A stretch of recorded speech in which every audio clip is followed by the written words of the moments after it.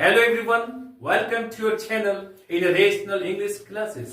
आप लोगों का बहुत बहुत स्वागत है रेशनल इंग्लिश क्लासेस में।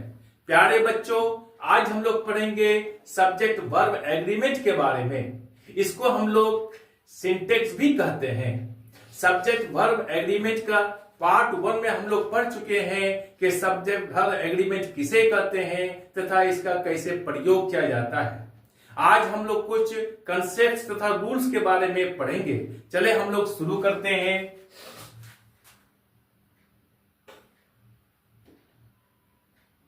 सब्जेक्ट वर्ब एग्रीमेंट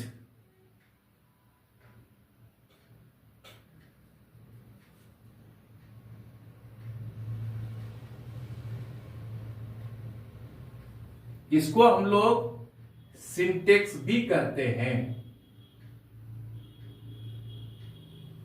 इसका पहला कंसेप्ट को समझने के लिए हम लोग कुछ सेंटेंसेस को लेते हैं, जैसे a pair of shoes are new. दूसरा सेंटेंस लेते हैं हम लोग, A pair of spectacles are bought. A pair of spectacles are bought. एक जोड़ा चश्मा, स्पेक्टेकल्स का अर्थ होता है चश्मा, चश्मा खरीदा गया है। ये pair of shoes are new, एक जोड़ा जूता नया है। That's all. प्यारे बच्चों, आपके एग्जामिनेशन में इसी तरह का सेंटेंस देखा, आपको लग रहा है कि यहां शूज यहां प्लूरल है तो यहां पर प्लूरल वर्ब आएगा। यहां स्पेक्टेकल से एस लगा हुआ है, प्लूरल है, इसलिए यहां प्लूरल वर्ब आएगा। जबकि यह सेंटेंस बिल्कुल गलत है, दोनों गलत है, दोनों गलत है। तो इसका सही क्या होगा, इसको हमको जानना है। तो इसका सही होगा क्या, यहां पर आर नहीं होकर के इज होगा, और यहां पर भी आर नहीं होकर के इज होगा। क्यों इज होगा, दोनों सेंटेंस में क्यों इज होगा? इसलिए होगा कि कुछ ऐसे शब्द हैं जब उनका प्रयोग ए पेयर ऑफ के बाद आए, ये पेयर ऑफ के बाद आए तो उसके साथ सिंगुलर वर्ब का प्रयोग किया जाता है। जैसे ये पेयर ऑफ का अर्थ होता है एक जोड़ा शूज, जूते, एक जोड़ा जूते, दो जोड़ा नहीं, एक जोड़ा। तो एक जोड़ा तो सिंगुलर हुआ, तो वर्ब भी सिंगुलर होगा, इज होगा। एक पेयर ऑफ स्पेक्टेकल्स, एक जोड़ा, जो चश्मा के दो भाग होते हैं तो दोनों मिलाकर एक जोड़ा हुआ, दो जोड़ा तो नहीं हुआ, तो उसके साथ क्या होगा, सिंगुलर वर्ब का प्रयोग होगा। लेकिन किंतु यदि यह कहा जाए टू पेयर्स ऑफ शूज तो फिर वह आर होगा, टू पेयर्स ऑफ स्पेक्टेकल्स तो वहां फिर आर होगा। तो कुछ ऐसे शब्द हैं जब ए पेयर ऑफ के बाद आए तो उसके साथ सिंगुलर वर्ब का प्रयोग किया जाएगा। कौन सा शब्द है? ये पेयर ऑफ के बाद यदि शूज, सीजर्स, सीजर्स का अर्थ होता है कैंची, shoes, scissors, spectacles, glasses, pants, pyjamas, trousers, tongs, TONGS, tongs, चिमटा इत्यादि रहे तो उसके साथ सिंगुलर वर्ब का प्रयोग किया जाता है, क्योंकि इससे एक ही जोड़ा के बारे में मालूम पड़ता है। That's all. मैं क्लियर? अब कोई डाउट नहीं है। अब हम लोग अगला कंसेप्ट को पढ़ेंगे जो बहुत इंटरेस्टिंग है, बहुत मजेदार है, आप इसको कभी नहीं भूलिएगा। चले हम लोग शुरू करते हैं। आप लोग चैनल को लाइक और सब्सक्राइब कर दीजिए, तब मजा आएगा। देखिए, नंबर दूसरा कंसेप्ट हम लोग पढ़ते हैं। कुछ ऐसे सेंटेंसेस होते हैं जिसमें ऐसी आशा या अभिलाषा प्रकट की जाती है जिसकी पूर्ति होना संभव नहीं है, जिसकी पूर्ति होना संभव नहीं, कभी नहीं पूरा हो सकता है। वैसे सेंटेंसेस में सिंगुलर सब्जेक्ट होते हुए भी प्लूरल वर्ब का प्रयोग किया जाता है। वैसे सेंटेंसेस में if, as if, I wish, we wish, as दो इत्यादि शब्द का प्रयोग किया जाता है। फिर से ध्यान से सुने आप लोग।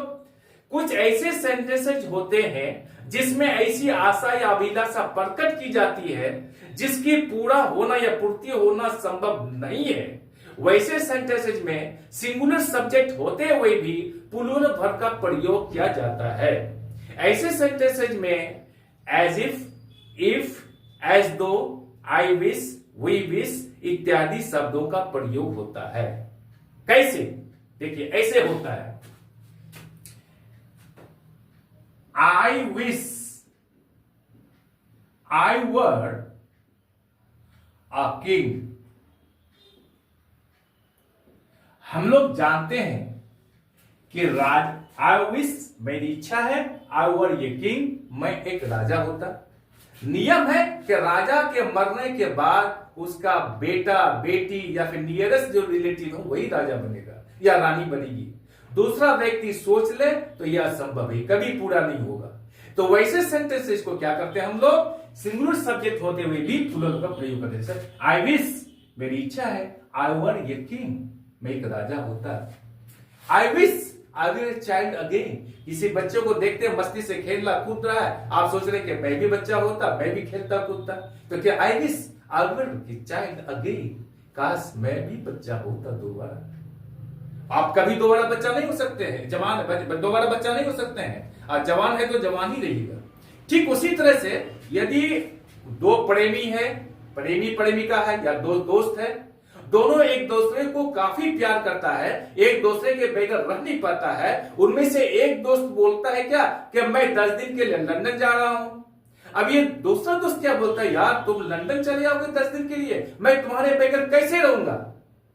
और उसकी फ्लाइट लैंडिंग होने वाली है, आने वाली है 10 बजे, तो वो क्या करता है 8 बजे ही पहुंच जाता है। और उसको क्या बोलता है, सुनिए, यदि मैं पंछी होता तो मैं तुम्हारे पास उड़कर चले जाता। ना वो पंछी हो सकता है ना उड़कर जा सकता है, ये आशा कभी पूरी नहीं हो सकती है। तो उसको हम लोग अंग्रेजी में कैसे प्रकट करेंगे, देखिए, if I were a bird, यदि मैं पंछी होता, आई वुड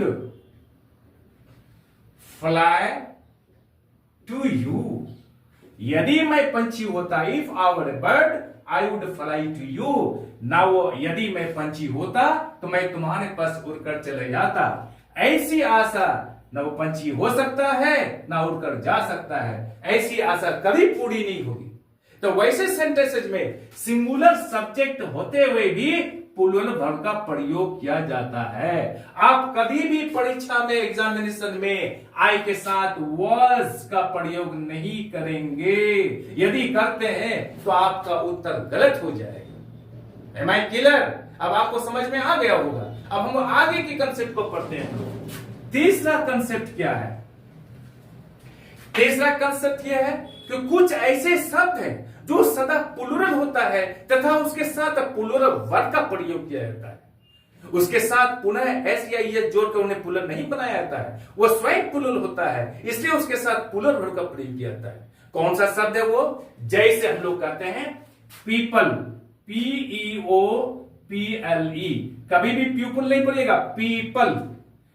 दूसरा बोलते हैं फॉक, फॉक का अर्थ देहाती लोग। तीसरा बोलते क्या? Gentry, GENTRY। वर्मीन, जेंट्री के शब्द में लोग, वर्मीन VERMIN, छोटे छोटे कीड़े मकोड़े। उसके बाद हम लोग लिखते हैं कैटल, CATTLE, कैटल का अर्थ होता है मवेशी। नेक्स्ट लेते हैं हम लोग पुलिस, POLICE, पुलिस इत्यादि। ये सादा, ये हमेशा प्लूरल रहेगा, प्लूरल है, इसके साथ प्लूरल का प्रयोग किया जाएगा। जैसे the people of Bihar are laborious. People क्या है? प्लूरल है, इसलिए इसके साथ प्लूरल वर्ब आर का प्रयोग किया गया है। The people of Bihar are laborious. Bihar के लोग क्या है? लेबोरियस है, मेहनती है। एक आदमी रहेगा तो पीपल नहीं कहेंगे, फॉक में देहाती लोग, एक आदमी रहेगा तो नहीं कर सकते हैं। जस्ट ट्री का अर्थ होता सभ्य लोग, वर्मिंग का अर्थ होता है छोटे छोटे कीड़े मकोड़े, कैटल का अर्थ होता है मवेशी, पुलिस का अर्थ होता है बहुत से पुलिस, एक पुलिस नहीं। इसका सेंटेंस हम लोग प्रयोग कर लेते हैं, पुलिस आर कमिंग, पुलिस आ रही है। याद रहे पुलिस का सिंगुलर होता है पुलिसमैन, POLICEMAN, पुलिसमैन। और यदि इसका प्लूरल बनाना है तो हम लोग लिख सकते हैं क्या, police man, MEN, police man. ठीक उसी तरह से पुलिस वॉमेन बना सकते हैं। दैट्स ऑल, ये भी क्लियर हो गया।